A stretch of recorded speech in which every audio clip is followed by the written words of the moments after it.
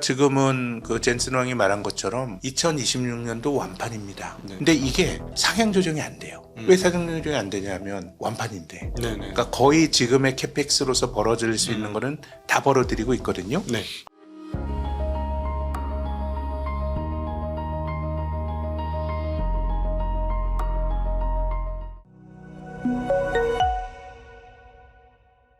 안녕하십니까. 증시각도 TV 시청자 여러분, 투자자 여러분, 여러분이 기다리던 분을 모시게 되어서 아주 저도 기쁘게 오늘 증시각도기 투자인사이트 시간 시작할 수 있을 것 같습니다.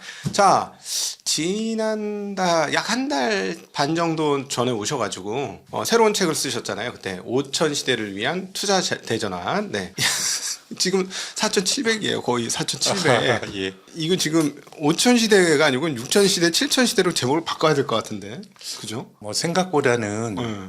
뭐 한순간에 네. 뭐 5,000포인트 가까이 온 것 같은데 네. 또 시장이라는 게 빨리 갈 것 같죠. 네. 또 한번 덜커덕거리면 또 시간이 많이 걸리니까. 네.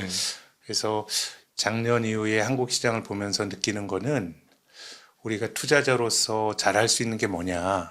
저는 시장이 얼마만큼 올라가고 이 속도 이런 거는 참 사람이 알기 힘든 것 같아요. 예. 저는 작년 우리 증시를 보면서 우리가 모두 좀 같이 공감했으면 좋은 거는 어쨌든 한국 시장이 저평가됐잖아요. 그렇죠. 저평가됐던 시장이 언제 이게 뭐 소위 리레이팅 되나 했는데 이건 한순간이다. 진짜 순식간에. 뭐 개별 종목을 보더라도 지금은 뭐 삼성전자라고 하는 한국 시장을 대표하는 주식에 대해서 일종의 뭐 포모가 있다는 거 아닙니까? 네네. 근데 우리 시장이 작년 4월부터 본격적으로 오르기 시작했는데 한 7월에는 3,000포인트 넘어갔죠. 네. 2,200에서 3,000 갔는데 7월 초까지만 하더라도 삼성전자 들고 있는 분은 천덕꾸러기였죠. 삼성전자가. 네. 이게 6개월 만에 이제 바뀌는 거예요.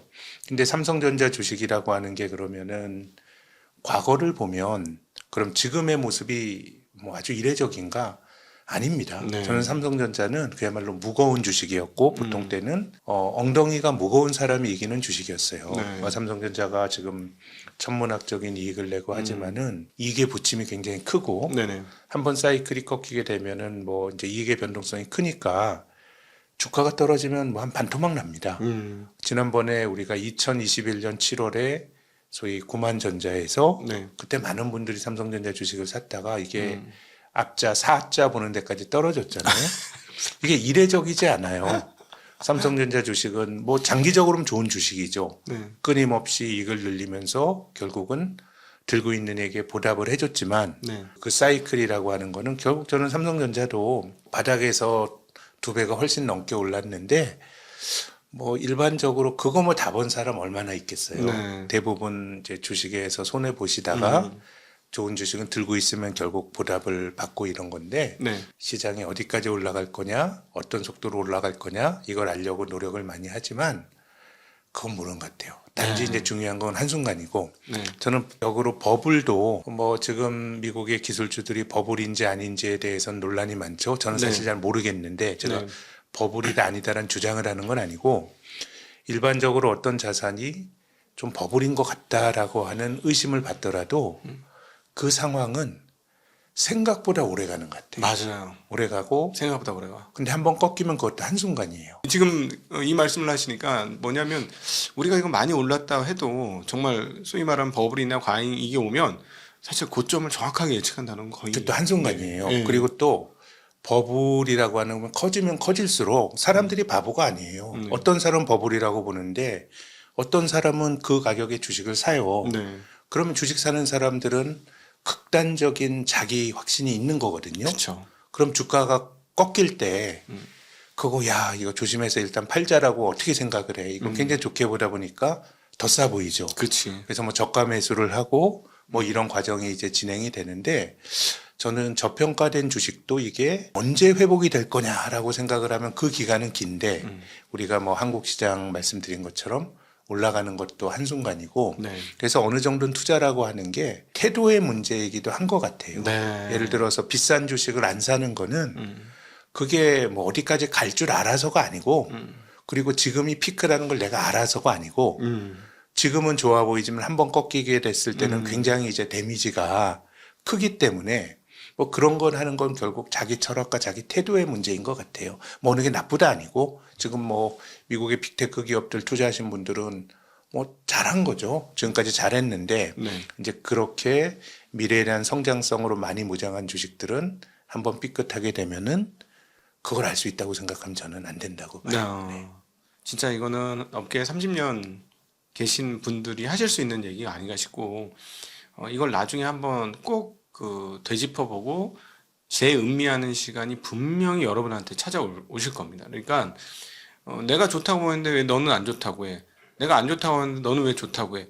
이렇게 하는 경우가 생기실 텐데, 우리가 오래도록 해보니까 뭐랄까, 이 주식시장에서 참 어려운 게 이 중용의 미를 잘 지켜나가는 거. 우리가 욕심을 가지고 하는 거기 때문에 뭐 어떻게 그 중용이라고 하는 덕목을 갖추면 참 좋겠지만 그러니까 공짜는 없고 이제 가파르게 올라간 뭐 산이 높으면 골도 깊은 거고요. 뭐 그런 것들이 늘 이제 작동을 하는 것 같습니다. 그래서 저도 이제 뭐가 옳다 그르다 이거는 뭐 잘 모르겠어요. 다만 내가 투자하고 있는 어떤 투자 대상 자산에 대한 속성 이런 것들은 이제 늘 생각을 할 필요가 있지 않은가 그렇게 생각합니다. 네. 근데 지금 사실은 그 5천 시대의 투자 대전환 뭐 이런 생각을 이제 저희들한테 가르쳐 주셨는데 순식간에 지수가 5천이 와버리니까 일단 예상하지 못한 속도였어요, 분명히 이거는. 네. 근데 여기서 이제 전제적으로 깔으셨던 이야기는 어떤 구조적 변화, 그다음에 뭐 예를 들자면 뭐 일본식의 뭐 어떤 변화, 뭐 이런 것들을 아마 감안을 하셨을 텐데. 그럼 그런 측면에서 보면 지수는 왔지만 우리는 근본적으로 어떤 구조적 변화와 대전환이 시작됐느냐라는 질문을 드리고 싶어요. 크게 보면 지배구조인데 일단 발을 뗐고요. 뭐 작년에 2차례 상법 개정이 있었고 여러 가지 제도적인 장치를 만들었는데 근데 주식시장에서 이건 대부분 어른들이 누구에게나 소중한 돈을 걸고 하는 진지한 행위거든요. 그렇기 때문에 어떤 입법화가 됐지만 여러 가지 뭐 주주와 기업들이 하는 여러 가지 행동들, 여러 가지 선택들을 일일이 법원에게 물어볼 수는 없거든요. 물론 이제 지금은 상법이 개정된 이후에 지배주주와 혹은 뭐 소액주주의 이해관계가 충돌됐을 때 법원의 상징적인 초기 판례가 굉장히 중요하긴 합니다. 근데 지금까지는 뭐 여러 가지 그 이해상충이 있을 때 법원이 지배주주들의 손을 들어줬던 경우가 많기 때문에 지금은 이제 혹시라도 법적인 다툼이 벌어졌을 때 상법이 개정이 되었을 때 법원에서도 그 정신을 얼마나 판결에 녹아내느냐가 중요한데 근데 이제 뭐 그런 걸 전제로 하고 보더라도 모든 일을 법의 판단에 맡길 수는 없고요. 결국 이제 주주들이 나름 그 이 주식이라고 하는 게 종인 종아리가 아니고 기업의 소유권의 일부고 의결권 같은 거 뭐 잘 진지하게 행사를 해야 되고 또 기업들 입장에서도 우리나라 기업들이 이 주총을 한꺼번에 몰았잖아요. 이거는 오라는 말인지 실은 그런 게 있어요. 이거 저는 일본 문화에 영향을 받은 것도 있다고 생각하는데 일본도 어떻게 보면 지배구조의 문화가 굉장히 안 좋은 거였죠. 특히 이제 총회꾼이라고 하는 굉장히 주총에 와가지고 막 회방을 놓고 뭐 이런 것들이 전 있었다라고 생각해요. 그렇기 때문에 뭐 다 경로우전성이 있기는 한데 상장사들도 뭐 간섭받기 싫으면 자기 돈만 가지고 하면 되죠. 상장해서 불특정 다수의 돈을 받으면 그 돈이 공짜라고 생각하면 안 되고 그래서 이제 우리가 1차 상법 개정안에 이사의 주주충실 의무 뭐 이런 거 들어갑니다마는 뭐 전자주총 의무화라든가 이런 거는 결국은 잘 소통할 수 있는 그런 어떤 매개나 제도적 틀을 만드는 거거든요.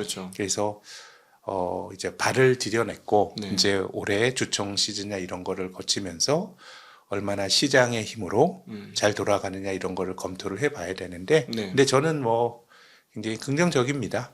어쨌든 주식 투자한 사람들이 많아졌기 때문에 정책이 1,400만 명 아마 작년 말 주주수가 발표가 되면 1,500만 명 넘어가지 싶은데요. 이 다수의 편에 설 수밖에 없고 또 우리가 하는 여러 가지 그 지배구조와 관련된 실험이 뭐 남들 안 하는데 우리만 한번 뭐 그냥 해보자라는 게 아니고요.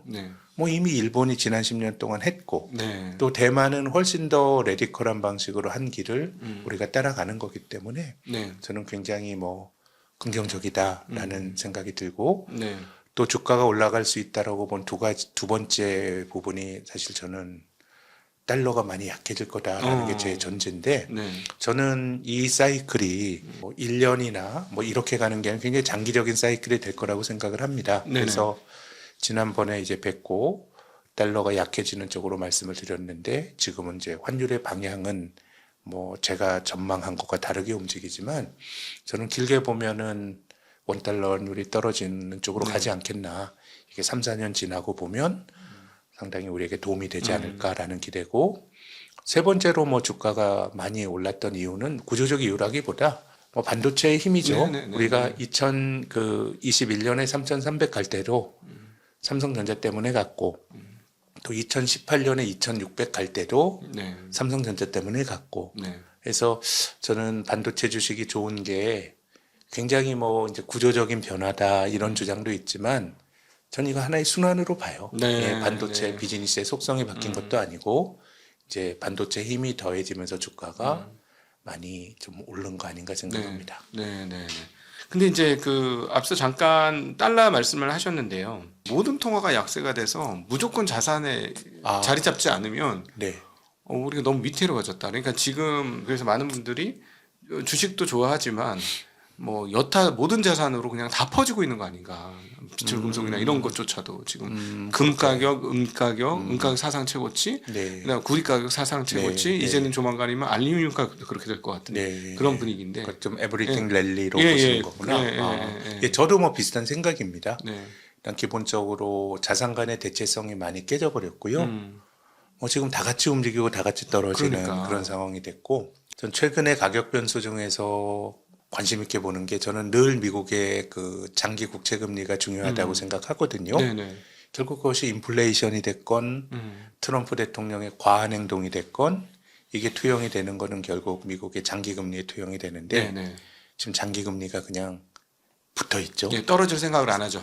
올라가지도 않고 기준금리를 내렸으면 기준금리 내린 거 생각하면 오히려 그 위로 올랐고 그렇죠. 지금 한 4.1에서 4.2 정도까지로 네. 계속해서 이제 움직이고 있는 그런 것 같고요. 네. 그래서 뭐 장기적으로 보면 이 에브리싱 랠리를 결정하는 가장 뭐 중요한 팩터는 결국은 이제 뭐 이자율이 어떻게 되느냐인데 뭐 지금은 뭐 어쨌든 그래도 비교적 저금리 뭐 이런 상황 속에서 모든 자산 가격이 같이 움직이는 것 같고 이게 끝나는 트리거는 이자율이겠죠. 아니 그러니까 이자율이. 미국 국채금리 10년물이 4.2 근처에 이 금리가 앞으로 뭐 금리를 내린다고 해서 조금 더 낮춰질 수는 있지만 그 절대금리 추이로 이게 낮은 거냐? 과연 이게 위험자산 랠리가 네. 4.2% 내외의 미국 장기물 금리에서 네. 계속 갈 수 있는 게 가능한 거냐? 이런 고민들이 있어요. 저는 상당히 좀 버겁지 않을까? 어. 버겁지 않을까 생각합니다. 왜냐하면 지금 미국 시장의 PER이 한 25배 정도 네, S&P 500 되니까 이 주식시장에 이제 내재된 기대수익이 한 4%죠. 네.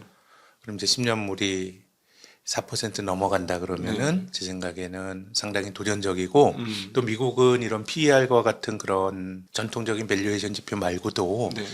이게 주주 환원에도 영향을 줄 것 같거든요. 지금 미국 기업들이 주주 환원을 열심히 하는 주주들에게 좋은 어떤 투자하기에 좋은 나라라는 거는 미국의 오랜 전통이지만 네. 최근처럼 이렇게 주주 환원 열심히 한 적이 없었습니다. 그래서 애플 같은 회사는 벌어들인 이익보다 네. 주주들에게 그 배당이나 특히 자사주를 많이 사면서 자기 자본이 2017년 고점으로 해서 한 50% 정도 자기 자본이 줄어들었어요. 그러니까 ROE가 미쳤더라고요. ROE가 ROE 가 171%죠. 깜짝 놀랐어요. 그러니까 ROE가 그렇게 삼성전자가 내년에 사상 최대 이익을 올해죠. 올해 사상 최대 이익을 내는 추정치로 보더라도 가장 높게 잡은 단기 순이익을 가장 높게 그 추정한 애널리스트의 추정치를 준용하더라도 ROE가 한 16%, 17% 되거든요. 그러니까. 근데 애플은 170%예요. 이게 단지 ROE라는 게 분자는 단기 순이익이고 본문은 자기 자본이지 않습니까? 네네네. 단지 돈을 잘 번다 그래서 분자인 단기 순이익을 이렇게 늘린다 그래서 이런 엽기적인 ROE가 나올 수는 없고요. 그렇죠. 분모를 줄이는 겁니다. 그렇죠. 주주환원이란 이름으로. 근데 애플은 그나마 양반이에요. 자기 자본이라고 하는 게 회계적으로 양의 값으로 존재하는데 스타벅스나 맥도날드나 도미노 피자는 자산보다 부채가 많은 완전 자본 잠식이에요. 네. 그러니까 이 얘기는 뭐냐 하면 애플은 그동안 돈을 벌어서 당기 순이익에서 그 해의 주주들에게 배당이나 자사주환원으로 주주환원하고 남은 거를 차곡차곡 쌓아서 자기 자본이 이제 늘어나다가 네. 2017년부터 당기 순이익보다 자사주 매입 같은 걸 더 많이 하면서 자기 자본 쌓여 있는 걸 헐어가면서 주주환원을 한 건데 네. 이제 뭐 그 스타벅스라든가 도미노 피자나 맥도날드 같은 회사는 이미 자기 자본을 다 돌려줬어. 네. 그러니까 차익까지 하면서 주주환원을 하는 거예요. 그렇죠. 빚을 땡겨서 주주한테 돈을 주는 거죠. 네. 그럼 이거는 제 생각에는 일단 이런 기업들은 비즈니스 모델이 좋아서 그렇게 하는 그리고 거예요. 현금 창출 능력이 뛰어나니까. 늘 현금이 들어오고 대규모 투자할 일이 없고 네. 뭐 투자 얘기 나와서 그 SK 하이닉스나 삼성전자 같은 회사 말씀을 드리면 SK 하이닉스가 올해 예상되는 당기 순이익이 뭐 한 70조 원에서 80조 원. 네. 뭐 내년에 좀 낙관적으로 보는 분들은 100조 원이 넘을 네. 거다라고 전망해요. 근데 시가총액은 지금 500조 원대예요. PER이 올해 실적 기준으로는 뭐 예상 실적 기준 한 7배 정도 되고 내년 실적 기준으로는 한 5배 돼요. 네. 네. 그럼 왜 그 하이닉스가 유독 저평가된 게 아니고 원래 이 주식은 밸류에이션을 낮게 받거든요. 그렇죠. 이렇게 돈을 많이 버는데 왜 밸류에이션을 낮게 받냐?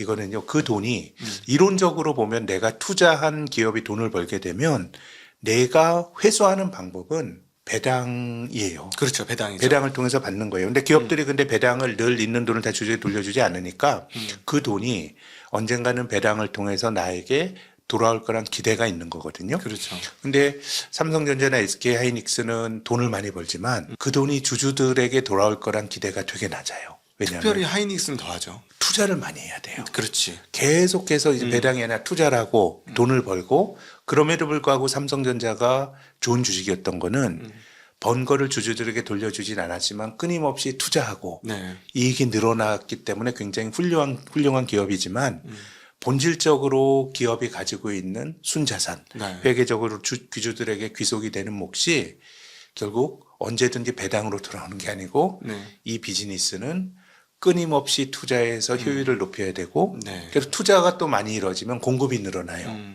그러면 반도체 단가가 떨어져요. 네. 그럼 또 어닝이 망가지면서 주식도 부침이 굉장히 크기 때문에 이 밸류에이션이 낮게 평가되는 거거든요. 맞아요. 근데 이제 스타벅스나 도미노 피자나 맥도날드 같은 회사들 또 애플까지 같이 생각해 보시면 이런 회사들은 일종의 서비스 기업이죠. 네. 뭐 애플이 뭐 아이폰이라고 하는 물리적 실체를 가진 휴대폰을 만들지만 뭐 자기 공장 짓고 만드는 거 아니잖아요. 그러니까요. 그거는 이제 팍스콘이나 대만 기업이죠. 또 중국에 있는 그 럭스쉐어나 이런 하청업체들에게 그냥 아웃소싱 주고 네. 자기들은 기획과 마케팅만 합니다. 스타벅스 무슨 대규모 투자가 필요합니까? 네. 그냥 뭐 자기들이 가지고 있는 무형의 매뉴얼 그리고 캐시플로가 굉장히 좋아요. 네. 그러니까 그들 입장에서는 빚까지 내서 자사주 사는 게 되게 좀 잘못된 의사결정 같지만 금리가 아주 낮으면 네. 그런 행동이 정당화될 수 있어요. 그렇지. 왜냐하면 나중에- 주식이라고 하는 것도 자기 자본, 주식을 발행하는 것도 공짜가 아니거든요. 그렇지. 그거는 주주들에게 배당도 해야 되고 일반적으로 타인 자본보다 기업 입장에서 이제 코스트 관점에서 생각하면 내가 사업을 하는 데는 차입을 하는 그 방식이 있고요. 자본을 모으는데 이자를 줘야 되죠. 이 차입에서 들어가는 비용이 타인 자본 비용이고요. 네. 그리고 주주들에게 출자를 받아서 운영하는 이게 자기 자본 비용이에요. 그래서 네, 이번에 맞습니다. 우리가 밸류업 얘기할 때 코스트 오브 에쿼티라고 하는 그 상장사들이 자기 자본 공짜라고 생각하면 안 돼. 이것도 비용이 드는 거고 주주들에게 적정한 수익률을 보장해 줘야 되는 건데 일반적으로 타인 자본 비용보다 자기 자본 비용이 높아요. 오히려 비쌉니다. 왜냐하면은 재무적으로는 네, 예. 증권사에 예를 들어 발행을 하려면 증권사에 수수료가 나가고요. 그다음에 유지할 때 사실은 배당도 당연히 줘야 되고, 그럼요. 예, 대신에 디폴트 위험은 없는 대신에 실제적인 비용은 그냥 부채 신용도 높은 저기 기업이 은행에다 부채 쓰는 것보다 자기 자본을 땡겨 쓰는 게 오히려 더 비용이 많이 들어간다는 그 말씀하시는 거예요. 그렇습니다. 네. 이제 그렇게 되면 빚까지 내서 그 이제 자사주를 사는 행위를 생각해 보면 빚을 내면 타인 자본은 늘어나요. 네. 그렇지만 자사를 사서 소각하면 자기 자본은 줄어들어요. 줄어들어요. 그게 저금리일 땐 가능해요. 네네네. 근데 지금 미국 정부가 발행하는 장기 국채 금리가 4%다라고 생각을 해보면 쉽지 않아요. 네. 그래서 제 생각에는 이제 이자율이 미국의 밸류에이션을 봐도 부담이 되지만 주주 환원에도 그 부담이 될 수 있고 저는 그 지금 앞서 말씀드린 그 AI 버블론과 관련해서도 저는 지금 뭐 미국의 기업들이 버블인지 아닌지 저는 알지 못하지만 네. 조금 기본적인 환경이 바뀌었다고 생각해요. 어떤 의미냐 하면 미국 유수의 기업들은요, 자기 자본을 늘리지 않았어요. 네. 그러니까 사업을 하는데 차입을 하든가 주주들에게 손 빌려서 사업 자금을 왕창 늘린 게 아니고 지난 10여 년 동안 미국 자본주의가 보여준 과거에 못 봤던 좋게 말하면 혁신, 나쁘게 말하면 너무 주주들만 좋게 돌아가는 자본주의의 모습은 투하 자본을 계속해서 줄이면서 네네. 줄이면서 이익을 낼 수 있었어요. 근데 네. 이런 식의 비즈니스 모델을 워렌 버핏이 굉장히 좋아하는 모델이에요. 맞아. 이 워렌 버핏은 투하 자본이 많이 들어가는 비즈니스를 좋아하잖아요. 항공업. 맞아. 아까 반도체 얘기했지만 항공업도 마찬가지예요. 돈을 벌면 주기적으로 항공기사한테 돈이 들어가요. 네네. 그렇게 투자하지 않으면 그 경쟁력을 가져가기 힘드니까 그러니까 버핏이 좋아하는 거는 투하 자본이 많이 들어가는 비즈니스가 아니고 예컨대 뭐 버핏을 부자로 만들어준 대표적 종목 중에 하나가 시즈캔디. 시즈캔디. 그냥 네. 초콜릿이나 캔디 만드는 회사예요. 네. 여기 설비 투자 많이 안 해요. 계속 만드는데 소비자들이 굉장히 충성심이 강하니까 매년 단가를 올리면서 돈을 버는 거거든요. 그래서 지금 미국 기업들이 AI로 들어가면서 직면하는 본질적인 변화는 뭐냐면 투하 자본이 늘어나고 있어요. 그러네. 인프라 기업이 된 거네. 미국이 소비재 기업 중심에서 인프라 그럼 기업 투하 중심으로. 없이 굉장히 네.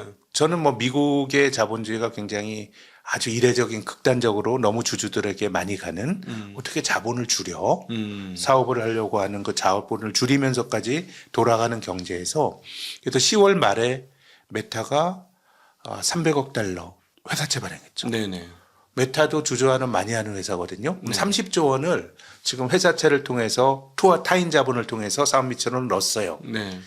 그러면 자사주 매입이나 주주 환원은 위축될 수밖에 없고요. 네네.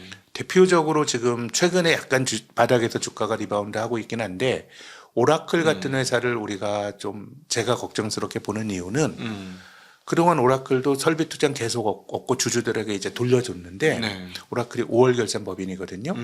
작년부터 완전히 역전이 됐어요. 네. 그래서 미국 기업들은 뭐 자사주를 사서 소각하는 기업도 있고 아니면 그냥 버크셔 해서웨이처럼 자사주를 들고 가는 기업도 있지만 오라클은 최근에 AI 투자가 너무 많이 들어가니까 자사주를 시장에 매각했어요. 야, 한국 기업들한테도 자주 속출하는 모양새가 뭐 미국 기업에 한국은- 나타났네. 한국에서는 뭐 그 다반사로 네. 벌어진 일이고 저는 지금 시장이 투자자들이 이 AI라고 하는 미래의 금맥이 네.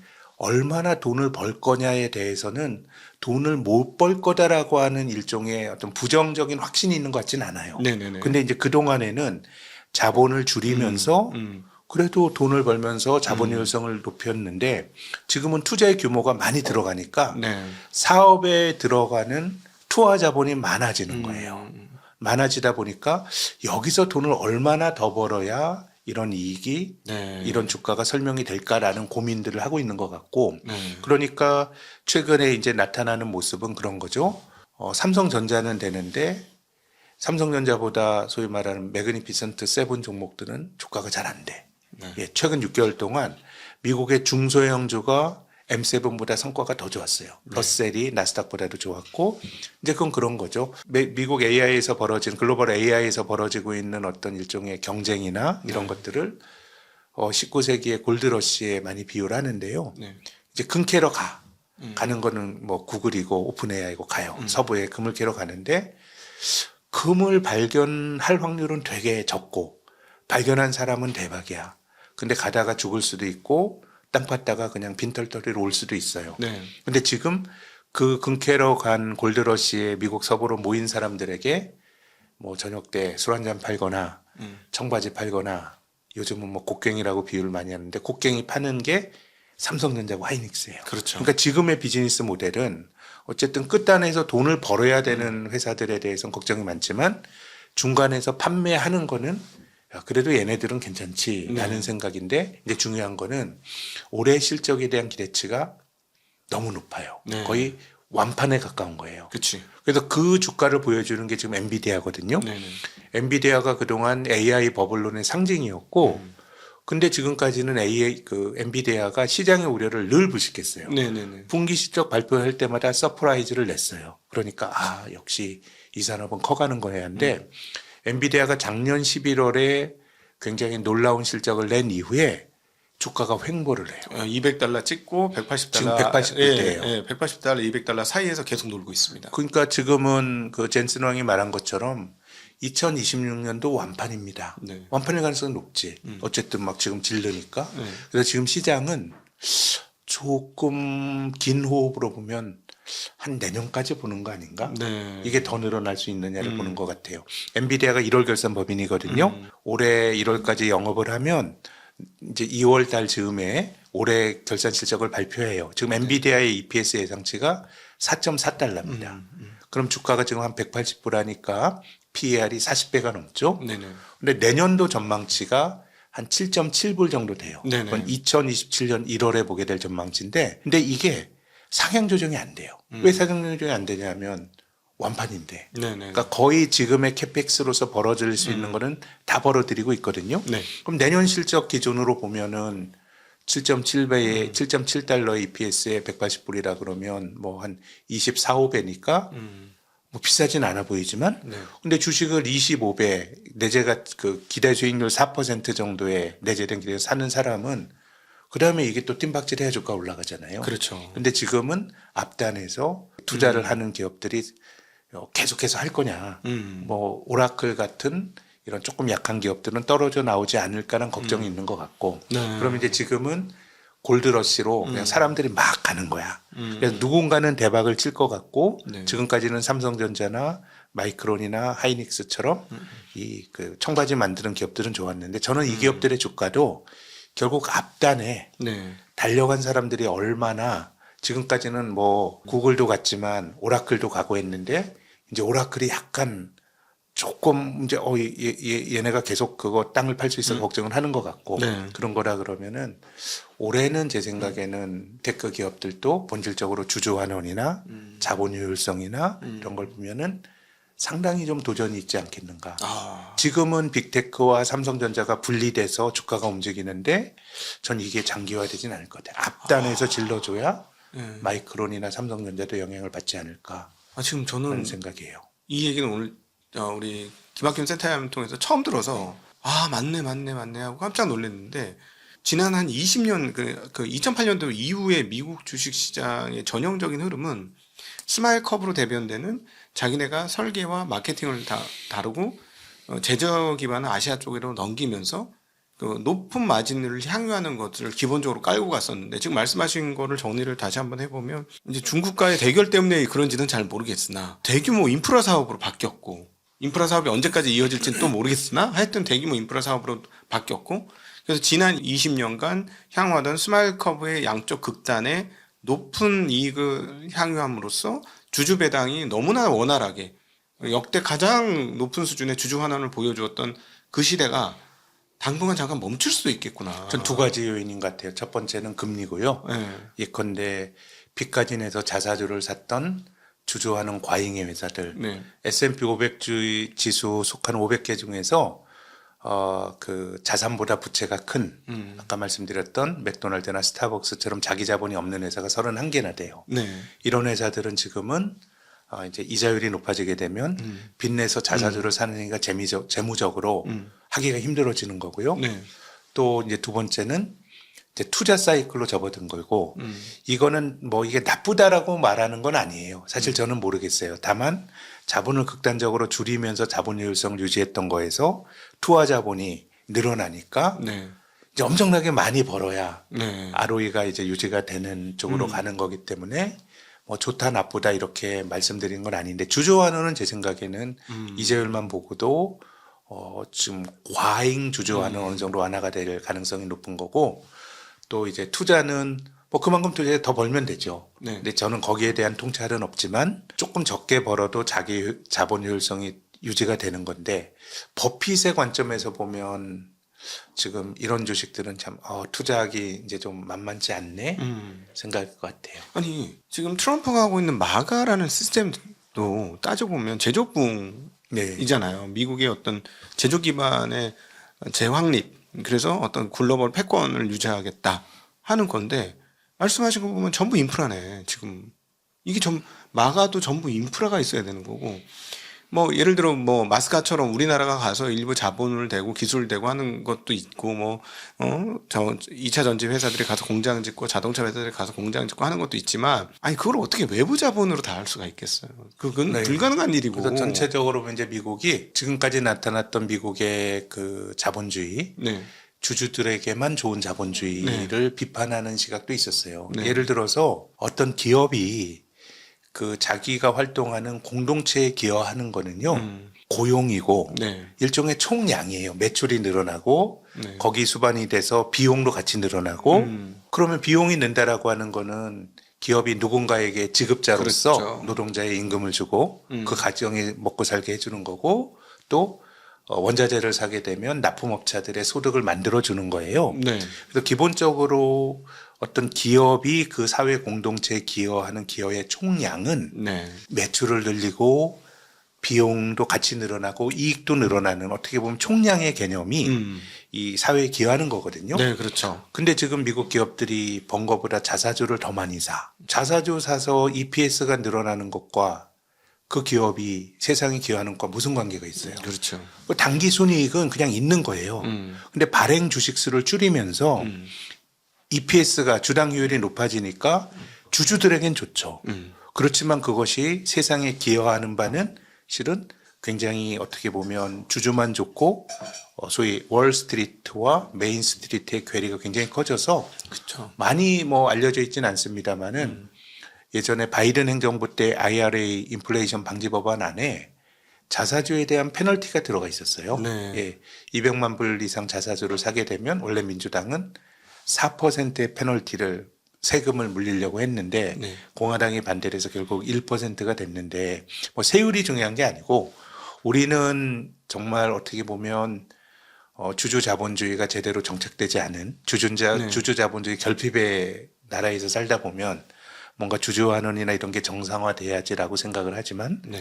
미국과 같은 주주 자본주의 과잉의 나라에서는 자사주 사는 거에 대한 페널티를 물릴 정도였으니까 네. 이게 이해관계 미래성이 컸고, 그러면 이제 기업들이 투자를 하면서 투하 자본을 늘리고 거기서 더 많은 이익을 벌려고 노력하는 거는 자본주의가 정상화되고 있다고 볼 수도 있어요. 보는 관점에 따라서는. 네. 근데 이제 투자자의 관점에서 보면 난이도가 높아졌죠. 주주들에게 굉장히 좋은 관행이나 이런 것들이 뭔가 투하 자본이 늘어나고 자기 자본이 무거워지고 네. 여기서 더 많은 이익을 벌어줘야 되는 거니까 어떤 기업의 행위에 대한 당위적인 가치 판단과 주주들의 이해관계에 기반한 어떤 것들을 보면은 지금까지는 당위적으로는 야 이게 좋은가 의심할 수도 있지만 주주들에겐 좋았는데 네. 지금은 좀 약간 반대의 모습이 나타나고 있는 거 아닌가라는 생각입니다. 이렇게 이제 주체를 몇 가지로 분리해 볼 수 있을 것 같아요.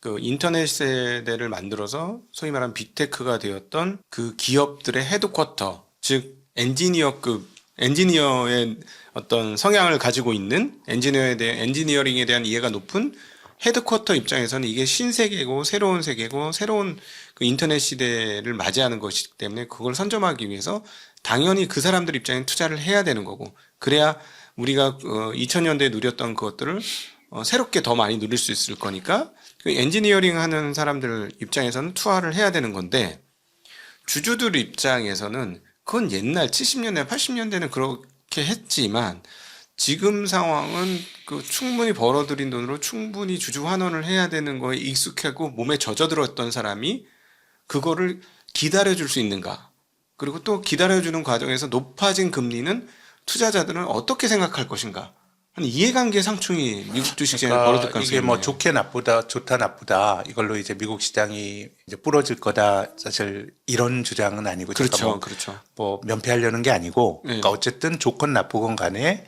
투자의 환경이 좀 바뀐 건 맞는 것 네, 같아요. 중요한 네. 환경이. 그렇죠. 네. 이런 것들을 돌파해내면 이제 선순환으로 또 다른 의미의 선순환으로 가는 건데 그렇죠. 지금까지와는 좀 다른 건데 저는 미국 시장이 압도적으로 지난 10여 년 동안 성과가 좋았던 이유는 좋은 비즈니스 모델, 투하 자본 없이 돈을 많이 벌고 그럼으로써 주주환원을 극단적으로 늘리고 네. 그 과정에서 높은 ROE로 상징이 되는 높은 자본 효율성을 유지했던 게 이제 그 미국 주식이 많이 올랐던 명백한 이유인데 조금 이제는 그런 의미에서는 환경들이 좀 바뀌는 거 아닌가?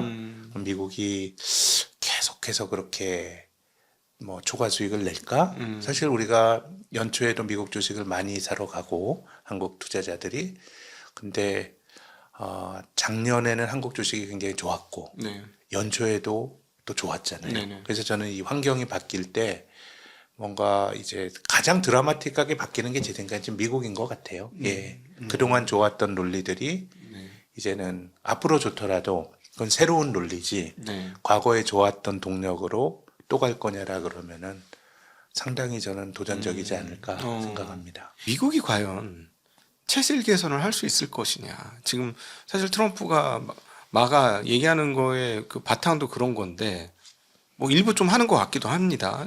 또 한국이나 일본의 등골을 뽑아서 하는 것 같기도 하고 베네수엘라를 점령해서 또 할 것 같기도 하고 여러 가지가 있는데 주주자본주의라는 거에 30년 동안 이렇게 익숙해진 또 다르게 표현하면 취해 있던 나라가 근면하고 성실하고 열심히 일해야 되는 이 덕목으로 다시 되돌아갈 수 있느냐? 이런 근원적 질문이기도 한 것 같거든요. 네. 사실은 그렇게 하는 게 저희는 좋을 것 같아요. 왜냐하면 우리가 옆에서 거기다 장사를 청바지 팔아먹듯이 우리가 장사를 계속할 수 있으니까 우리 좋은데 과연 미국이 그걸 할 수 있겠어? 상당히 도전적이겠죠. 그래서 저는 2026년이 바이든 트럼프가 몰아쳤던 네. 소위 말하는 미국 중심의 공급망 재편. 바이든은 보조금 줄 테니까 공장 지어였고 트럼프는 관세 내기 싫으면 이제 공장 지어였는데 최근에 저는 미국도 그게 코스트가 너무 많이 든다는 것들을 좀 인지하는 것 같아요. 이게 이제 미중 갈등의 코드도 있는데 뭐 중국 기업들은 나름의 방식으로 뭐 좀 이제 우회해서 피해가는 것 같고 네네. 그래서 작년도 그 연말 즈음에 굉장히 인상 깊게 그 읽었던 아티클이 뭐 많이 거론도 됐지만 미국의 국가안보 전략이죠. 11월에 나왔던 걸 보면 네. 중국에 대한 적대성이 거의 다 사라져 버렸어요. 그러니까 중국은 적대 이건 만악의 근원이었는데 네. 중국은 뭐 본질적인 어떤 그 우호적인 관계로 가고 뭐 이러기야 뭐 하겠습니까? 근데 아주 극단적인 표현이 사라지고 어떻게 보면 관리해야 될 경쟁자 뭐 이런 정도인 것 같고 오히려 뭐 이 아메리카 대륙에 대한 얘기들이 많이 나와서 그래서 11월에 국가안보 전략이 나왔을 때도 이제 정치학자들이 이제 그 예전에 멀로주의 이런 얘기를 했는데 해가 바뀌니까 진짜 막 실천을 해 베네수엘라를 공격하고 네. 그래서 이제 미국 입장에서도 좀 코스트가 좀 너무 많이 드는 거 아닌가. 그래서 판 자체가 뭐 그동안에 어떻게 보면 세계화의 역풍이 불었는데 네. 이 역풍이 뭐 이제 끝난다라고 말하기는 어렵지만 네. 굉장히 바람에 세게 불다가 지금은 조금 약해지는 쪽으로 가는 것 같고 근데 이제 제가 말씀드렸던 미국의 이제 투하 자본이 커지고 하는 거는 두 축인 것 같아요. 공급망을 재편하기 위해서 네. 어떻게 보면 많은 사람들의 비판을 딛고 하는 쪽이 하나 있고 또 하나는 AI에 대한 투자는 그거는 뭐 미국 기업들이 어떤 다음 성장 산업에서 헤게몬을 잡기 위해서 자발적으로 하는 거니까 네.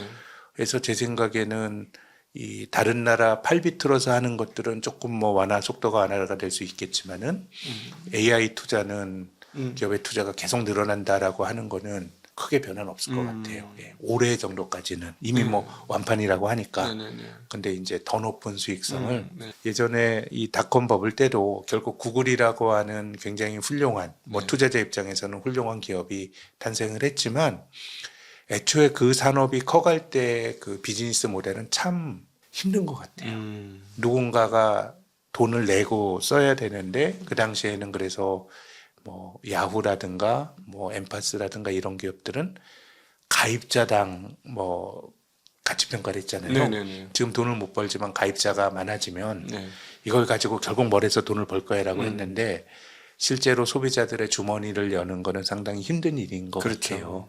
근데 지금도 역시 제 생각에는 그 인터넷 포털보다는 네. AI가 효능감이 굉장히 높으니까 뭔가 수익 모델로 빨리 갈 수는 있는데 중요한 거는 이제 투자는 인풋 대비 아웃풋의 효율이에요. 그쵸. 너무 인풋으로 투자가 많이 빨려 들어가니까 이제 그런 걱정들을 좀 하는 거죠. 이게 걱정 기후로 끝날 수 있지만 사실 미래가 잘 된다는 보장을 또 누가 해. 그러니까 맞아. 시장이라고 하는 건 불확실한 미래에 대해서 여러 가지 가능성들을 생각해 보는 건데 너무 투자가 많이 이제 들어가다 보니까 얼마나 벌어야 이 투자가 정당화될 수 있을까에 대한 고민이 시작이 된 거죠. 그렇죠. 예. 지금 뭐 K자형이라고 하는데 그러면은 윗단에 있는 K의 위쪽에 있는 사람들은 상관없겠지만 예를 들어 제미나이라든가 뭐 챗GPT라든가 이런 거 한 달에 3만 원씩 내세요. 이러면은 그 밑에 K 쪽에 있는 사람은 아유 안 쓰고 말지 이렇게 될 가능성이 매우 높은 거잖아요. 따지고 보면 그 뭐 여러 가지로 뭐 좀 도전들이 있겠죠. 네네. 또 포털과 다르게 또 이 생성형 그 인공지능이라고 하는 거는 나의 정보가 다른 쪽으로 갈 수도 있으니까 네네. 근본적으로 또 소버린으로 해야 되는 거 아니냐 네. 뭐 이런 얘기들이 이제 나오는 거니까 그래서 우리가 앞서서 이 주식이 이렇게 올라갈 줄 몰랐던 것처럼 이 세상이라고 하는 거는 단선적으로 가진 않아요. 맞아요. 우리가 챗GPT가 굉장히 뭐 생성형 AI의 헤게모니를 잡았다고 생각했는데 작년 그 서울 즈음에 그 딥시크란 게 나왔고 네. 그렇기 때문에 일단 투하 자본이 많은 거에 대해서는 상당히 좀 이제 도전적인 거예요. 예, 도전적으로 이렇게 많이 들어갔네요. 그럼 경쟁은 이 기업이 계속해서 그렇게 뭐 지금까지는 주주 환원을 생각보다 많이 못 하겠네라는 거는 합리적인 관측이고 네. 그러면 이 노다지에 이 기업들이 결국 위너가 되는 거야? 아니면은 뭐 다른 경쟁자가 생기는 거야? 이렇게 하게 되면은 저는 조금 올해는 저는 인공지능에 대해서도 아마 다른 관점에서는 야, 이렇게 세상이 바뀌고 이 역풍이란 것도 잔파도인데 네. 너 너무 소심해라고 비판하는 분 제 주변에도 있는데요. 네네. 뭐 그것도 받아들이고 뭐 제가 보는 관점에서는 투자자들이 또 직면하게 될 조금 더 어려운 질문들이 또 있을 것 같고 뭐 제 의견은 그렇습니다. 아, 네네. 하나만 더 그 연장선에서 하나만 더 여쭤볼게요. 그 미국이 진짜 외부 아까 중국에 대해서 그냥 경쟁자라고 표현했지 뭐 적대국으로 표현 안 했지 않습니까? 네네. 저는 그걸 한국이 굉장히 빨리 파악한 게 아닌가 싶습니다. 이번에 한중 정상회담 보면 예전 같으면 미국이 이렇게 한국의 행동에 대해서 가만히 있었을까 하는 생각이 들 정도로 네. 상당히 적극적으로 이렇게 화해 무드로 갔지 않습니까? 그래서 미국이 아무 말도 안 하더라고요. 너무 신기하더라고 그게. 네. 그것까지는 속내를 좀 잘 모르겠는데 근데 아무튼 미국 입장에서도 좀 코스트가 네. 특히 이제 올해 중간 선거를 앞두고 물가가 진짜 중요해요. 네. 미국이 보통 원래 뭐 중간 선거는 집권당의 무덤이기도 하고 약간의 심판자 선거이기도 하지만은 큰 흐름에서 보면 미국이 대체로 대통령들이 연임하거든요. 네네. 연임하는데 연임 못됐던 대통령들의 공통점은 다 인플레예요. 네. 카터 70년대 나타났던 하이퍼 인플레 국면에서 정권이 날아갔고요.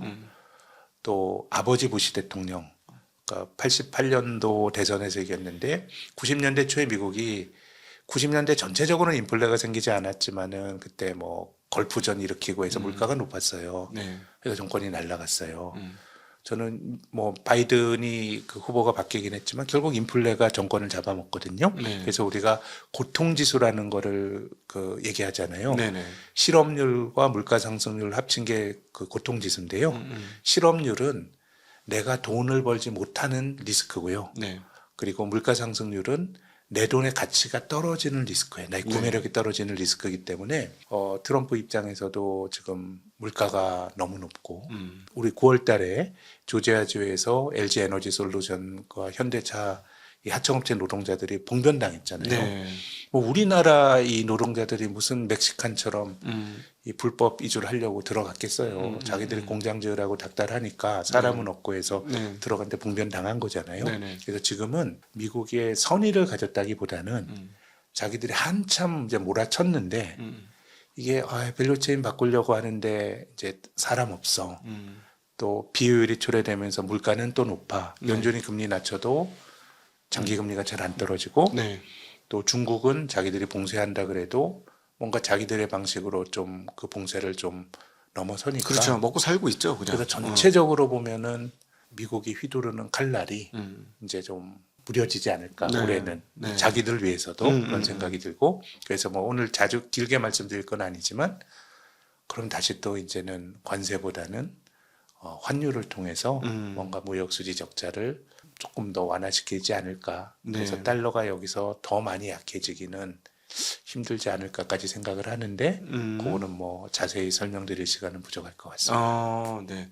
큰 틀에서는 달러가 약세가 될 거라고 생각하지만 이 정도 수준에서는 뭐 그렇다고 공격적으로 약세가 될 거라고까지는. 근데 그거는 모르죠. 우리가 네. 주식이 올라가는 거를 몰랐던 것처럼 네. 환율도 가격 변수기 때문에 음. 저는 상당히 고평가된 자산이 페어 밸류로 가는 거는 그것도 한순간인데 네. 저는 속도까지는 잘 모르겠는데요. 근데 이거는 말씀드리고 싶어요. 우리가 지금 환율 1,480원대가 고점이잖아요. 네네. 근데 최근 1년 동안 환율이 올라가기 직전에 2022년 10월 달에 원달러 환율이 1,440원까지 갔었어요. 네. 그럼 작년에도 우리가 1,350원 봤으니까 사실 거기서 한 4, 5% 정도 절상이 됐는데 2022년 10월에 그 1,440원까지 갔던 환율이 그 다음 해에 1,210원까지 떨어진 적은 있습니다. 네네네. 뭐 단기간에. 그래서 이게 뭐 주식이 올라가는 속도를 몰랐던 것처럼 환율도 좀 방향이 바뀌면 그것 또한 우리가 예상하기 힘든 속도로 좀 환율의 변화가 나타나지 않을까 생각합니다. 네. 오늘 우리 김학균 센터장님과 함께 좀 색다른 시각으로 지금 시장을 바라보는 우리가 눈을 획득하게 된 게 아닌가 싶습니다. 그러니까 미국을 바라보는 눈도 그동안에 최고의 랠리를 뽑아냈고 그다음 최고의 기술 기업들이 모여져 있고 첨단 기술을 만들어내는 그런 나라도 있지만 이런 나라들이 이자율에 따라서 어떻게 바뀔 수 있으며 투자자의 입장에서 봤을 때 그리고 주주환원이라는 입장에서 봤을 때 어떻게 바뀔 수 있는지 등등에 대해서 이야기해 주시는 대목은 다른 데서 들을 수 없는 그런 아주 깊은 통찰이 있지 않았나 싶습니다. 오늘 귀한 시간 만들어주신 신영증권의 김학균 센터장님께 다시 한번 감사드리고요. 함께해 주신 모든 시청자분들께도 감사 인사드리겠습니다. 인사드립니다. 고맙습니다.